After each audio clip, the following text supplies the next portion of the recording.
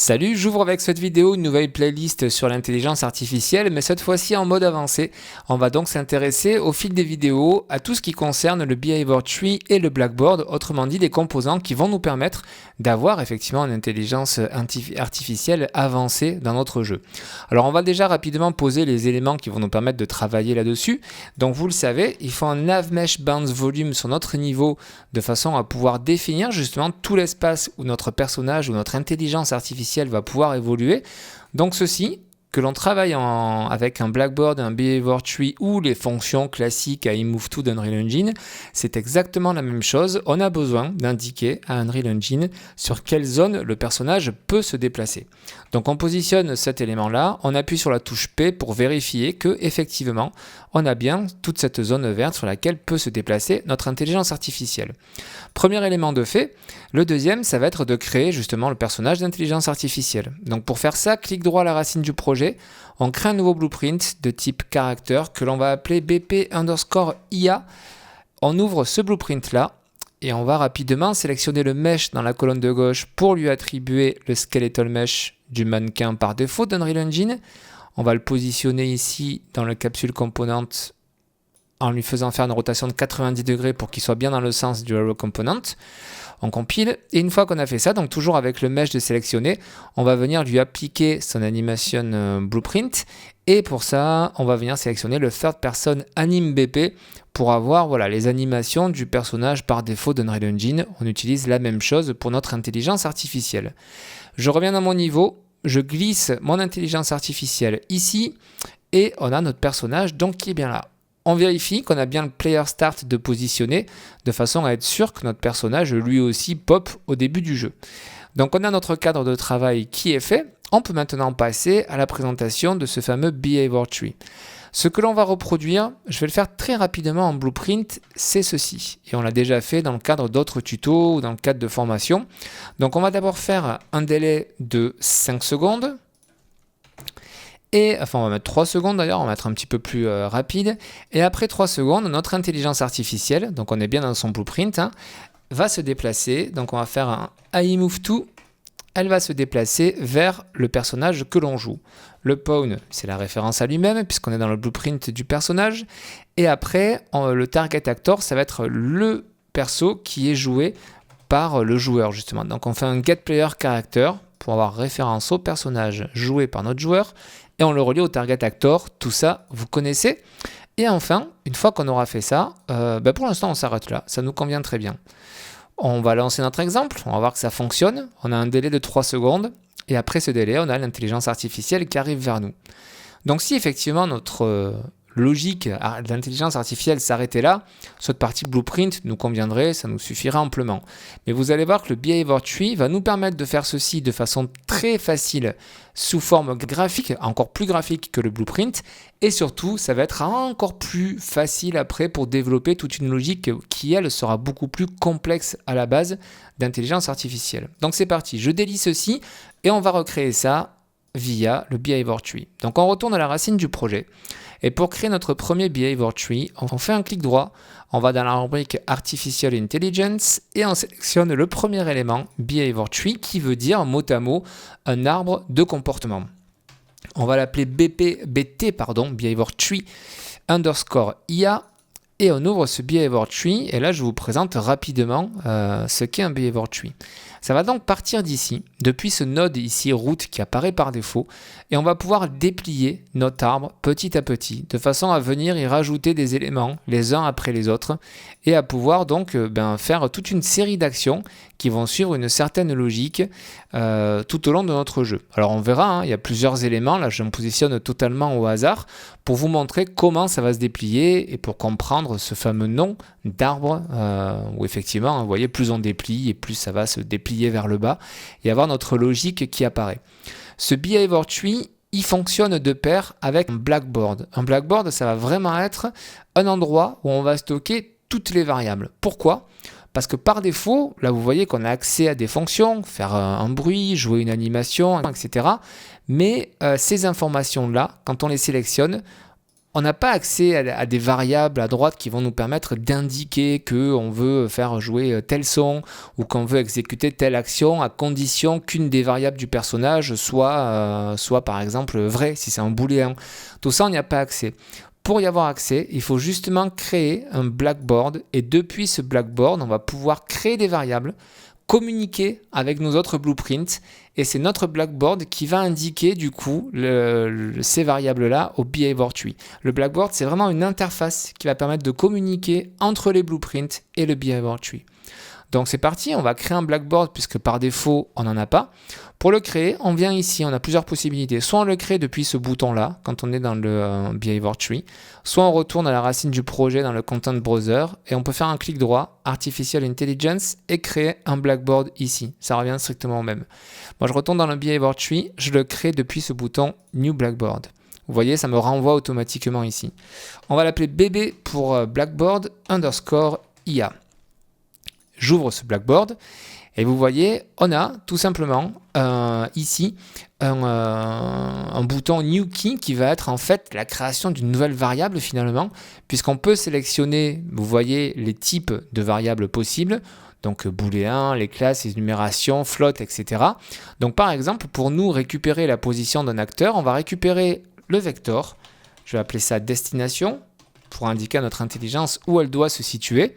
Et maintenant, on a donc dans notre blackboard une variable qui s'appelle, enfin une clé qui s'appelle destination, qui est de type vector et que l'on peut, si on le souhaite, en cliquant sur ce paramètre instance synced, qui peut nous permettre de propager cette variable-là justement dans tous les behavior trees qui utiliseraient ce blackboard. Puisqu'effectivement, on peut avoir plusieurs arbres d'intelligence artificielle qui vont utiliser un même blackboard. Et à ce moment-là, dès qu'un arbre va modifier une valeur ici dans le blackboard, ce sera répercuté automatiquement dans les autres behavior trees. On y reviendra plus tard, ne vous inquiétez pas pour ça. On sauvegarde ceci. Et ce que l'on va faire par contre maintenant, c'est lier ce blackboard avec notre behavior tree, puisque vous voyez qu'ici, le behavior tree est grisé. Je suis dans le blackboard, mais on n'a pas d'information à cet endroit-là.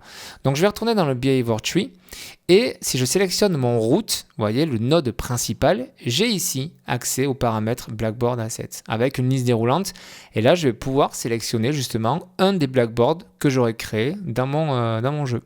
Donc je sélectionne le seul que j'ai créé, le bébé _ IA. Et maintenant, vous voyez qu'en haut, je peux switch de l'un à l'autre très facilement. Je passe du behavior tree au blackboard et ainsi de suite. Là où c'est intéressant, vous allez le comprendre maintenant, je vais supprimer tous ces éléments-là, sans vous expliquer pour l'instant le selector, on va y revenir. Mais si je prends ici un move to, donc l'équivalent d'un AI move to, eh bien vous voyez que dans la colonne de droite, on y reviendra, mais je vous présente vraiment déjà de façon globale dans cette première vidéo les éléments. On a ici notre destination, justement notre valeur destination qui apparaît. Du coup, on peut indiquer dans notre behavior tree, quand on va créer une action move to, on va pouvoir venir sélectionner ici la valeur justement de cette variable dont on va se servir destination. Si dans mon blackboard, je crée une nouvelle clé qui s'appelle destination bis, pas bix, pardon, mais bis avec un Z, avec un S, voilà.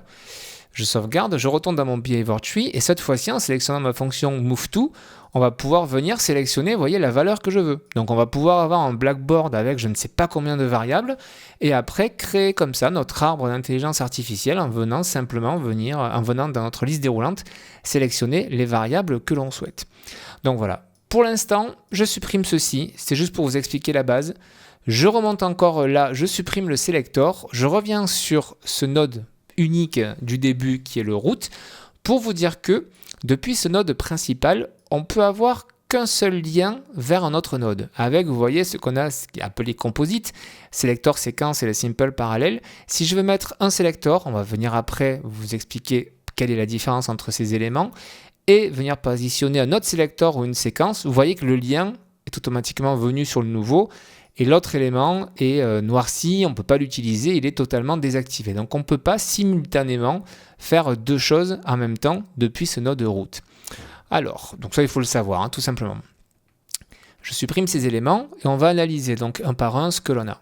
Quand je place ici un nouveau node, on a donc le selector. Le selector, ça va être un composant qui va nous permettre de pouvoir effectuer plusieurs tâches. Donc ça peut être des tâches par défaut qui sont définies ici. On verra après qu'on peut en définir autant que l'on souhaite. Comme par exemple faire une attente de 3 secondes. Donc mon wait, vous voyez, par défaut, il a une valeur de 5 secondes. Dans la colonne de droite, on a un paramètre wait time, je vais mettre 3 secondes. Et une fois qu'on aura fait ceci, on veut que notre intelligence artificielle se déplace vers notre personnage. On va ici faire un move to, qui est l'équivalent d'un AI move to. Donc notre intelligence artificielle va se déplacer vers notre personnage. Qu'est-ce qu'on voit ici? On voit ici qu'on a, vous voyez, en survolant, ça passe en rouge, on a un petit chiffre 1 et 2. Et d'ailleurs, on a un tout type qui nous indique, ceci vous montre l'ordre dans lequel les nodes vont être exécutés. Tout ça pour vous dire quoi? Bien, en fait, c'est extrêmement simple. L'arbre, il va être lu de haut en bas et de gauche à droite, tout simplement. Si je veux que mon intelligence artificielle se déplace avant de faire un arrêt de 3 secondes, bien je prends mon AI move to ici, je le déplace, je le mets à gauche et vous voyez qu'automatiquement mes chiffres se sont mis à jour. On a ici le chiffre 1 et ici le chiffre 2. Donc ça, c'est la lecture de gauche à droite. Par contre, ce selector ici, il faut savoir que ce n'est pas une séquence que l'on va voir tout de suite. Si ici, je viens positionner une séquence, le node ressemble énormément. Je peux à nouveau, d'ailleurs, on va faire un copier-coller. Je copie-colle ceci, je le relis. Je copie-colle le wait et je le relis. On va le positionner ici. Voilà. On retrouve à nouveau le système, vous voyez, de numérotation, c'est-à-dire on lit bien de gauche à droite. Si ce n'est qu'une séquence, elle va exécuter chacun de ces nodes-là les uns après les autres. Le premier doit être terminé pour que le second soit lu et ainsi de suite, ça va être lu en boucle. Alors que le selector, lui, il va tout simplement s'arrêter au premier node qui va être pouvoir exécuter. Quand on va lancer notre intelligence artificielle et que notre IA va lire ce behavior tree, si elle peut exécuter ce script-là, c'est-à-dire retrouver la destination où elle doit aller et l'atteindre, alors ceux-ci et tous les nodes qu'on pourrait mettre par la suite, un troisième, un quatrième, un cinquième, ne seront pas exécutés.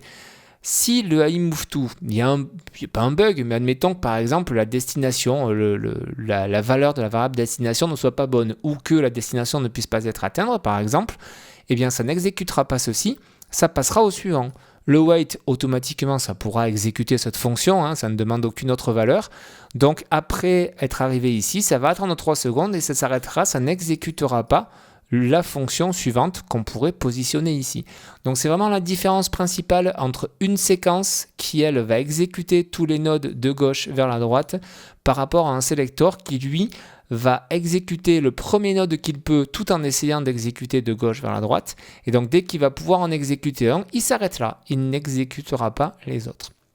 Voici la différence donc entre une séquence et un selector. On avait un troisième élément qui est le simple parallèle, qui est une espèce de mix en fait. C'est-à-dire que vous allez pouvoir, vous voyez deux sorties ici. Une sortie en violet qui va être la tâche principale. Donc là par exemple on va dire c'est un move to, donc de façon à ce que notre intelligence artificielle se rende à un endroit. Mais pendant que l'intelligence artificielle fait ceci, on peut exécuter d'autres fonctions depuis cette partie grisée, qui est jaune quand on la survole. Et comme nous indique le tooltip, ce sont des fonctions qui vont être exécutées en fond tant que la tâche principale est active. C'est-à-dire que celle-ci, quand elle sera terminée, ces tâches ici parallèles s'arrêteront également. Donc on peut très bien, pendant que notre intelligence artificielle atteint quelque chose, on peut très bien, par exemple, jouer un son. Et à ce moment-là, on viendra définir, bien entendu, le son ici dans notre liste déroulante pour savoir quel son jouer. Donc vous voyez, ce sont les trois types de composites que nous avons. La séquence, donc je répète, qui permet de jouer de gauche vers la droite la totalité des nodes et qui vont être joués en boucle après. Le selector qui va permettre de jouer une des actions tout en ayant une lecture de gauche à droite, donc la première action qui est possible sera lue et ça s'arrêtera. Et le simple parallèle, donc qui va nous permettre d'avoir une action principale et pendant que cette action principale est exécutée, on va pouvoir donc exécuter d'autres actions par la suite. Maintenant qu'on a vu ceci, vous allez voir, on va voir simplement comment reproduire ce que j'ai fait au tout début, c'est-à-dire ceci, faire un délai et ensuite aller justement vers notre personnage joué vraiment par le joueur. Alors je vais supprimer tous les nodes qui ne me servent à rien et on va le faire avec une séquence puisqu'on veut effectivement d'abord faire une pause et après faire autre chose, c'est-à-dire le AI move to. Donc déjà, je vais mettre les choses dans l'ordre comme ceci. Et je relie mon route à ma séquence pour que ce soit bien exécuté. pour exécuter justement, pour que le behavior tree et le blackboard soient lus, on va revenir sur l'intelligence artificielle, on va supprimer ce que nous avions fait initialement, on va placer un nouveau node et ici on va taper run et on va décocher le context sensitive. Et ici vous voyez on a le run behavior tree, c'est ce que l'on va appeler pour justement faire le lien entre notre behavior tree et l'intelligence artificielle. Autrement dit, en utilisant ce node-là, on dit vraiment, bon ben toi, chère intelligence artificielle, ton cerveau, ça devient ce behavior tree. Premier paramètre, target, on ne modifie pas, on est bien dans le blueprint du personnage. Deuxième paramètre ici, eh bien, on va sélectionner dans la liste déroulante le behavior tree en question, à savoir celui qu'on a créé tout simplement. Une fois qu'on a fait ceci, ça ne suffit pas. C'est-à-dire que, vous voyez déjà quand je compile, ça me dit que mon target doit avoir une connexion, puisque effectivement, ça fait référence au contrôleur de notre intelligence artificielle. Donc pour ça, on va faire un getAIController en recochant le contexte sensitive. Et l'acteur contrôlé ici, faire référence à lui-même, c'est-à-dire notre intelligence artificielle. Maintenant, quand je compile, on est bon. Donc, une fois que nous avons exécuté ce behavior tree, il faut qu'on fasse autre chose. Parce qu'à ce stade, quand je retourne dans mon blackboard, vous voyez mes variables destination bis, je le supprime, on ne s'en servira pas. Ma variable ici, ma clé destination, il faut qu'à un moment, on vienne lui renseigner une valeur. Parce que dans le blackboard, on l'a bien créé, c'est bien un type vector, mais à aucun moment, on vient justement donner une valeur ici à cette clé destination.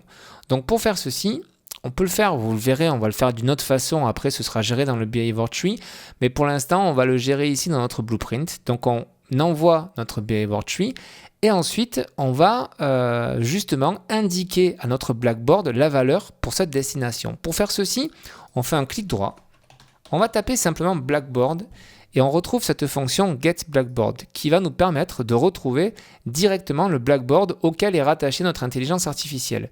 À partir du moment où on l'a rattaché ici, où on exécute le behavior tree, automatiquement cette fonction va nous retourner le blackboard en question. Le target, par contre, il faut qu'on fasse référence à lui-même, c'est-à-dire le blueprint de l'intelligence artificielle sur lequel on est en train de travailler. On a donc notre blackboard de fait. On va pouvoir maintenant mettre à jour cette valeur qui est de type vector. Je retourne dans mon blueprint. Je tape vector tout simplement et on va utiliser cette fonction setValueAsVector. Alors si je n'avais pas tapé vector pour filtrer, j'aurais pu taper setValue et vous voyez on retrouve ici toutes nos fonctions qui vont nous permettre de passer justement des valeurs dans ces fameuses clés que l'on peut utiliser dans le blackboard. Rappelez-vous, quand je reviens dans le blackboard et que je crée une clé, je peux utiliser, vous voyez, tous ces types de clés qui sont des types de variables. Et bien quand on est dans le blueprint et que l'on vient utiliser cette fonction setValue, vous voyez on retrouve exactement les mêmes types de valeurs. Donc nous c'est un vecteur, donc c'est cette fonction qu'on utilise, setValueAsVector, que je relis ici. Et on a donc un premier paramètre, le target, ça on sait ce que c'est, on vient de le faire, c'est le blackboard sur lequel on travaille.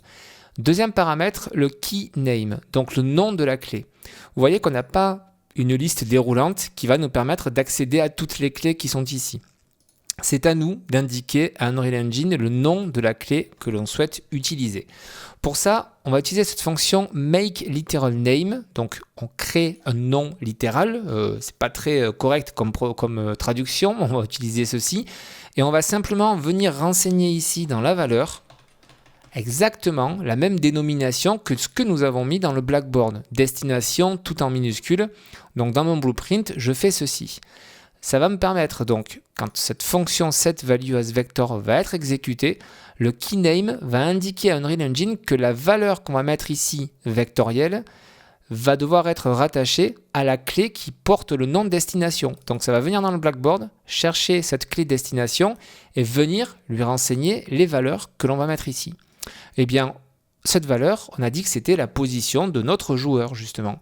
La position de notre joueur, pour la connaître, c'est tout simple. On va faire un clic droit, getPlayerCharacter. On n'a pas besoin de faire un cast sur le personnage ou quoi que ce soit, parce qu'on n'a pas besoin de sa classe. On a juste besoin de la position de l'acteur. Donc on fait le getPlayerCharacter. Depuis le returnValue ici, on va faire notre fonction getActorLocation qui nous permet de retourner la situation de notre personnage dans le monde 3D. Et cette information, on la met ici dans le vector value.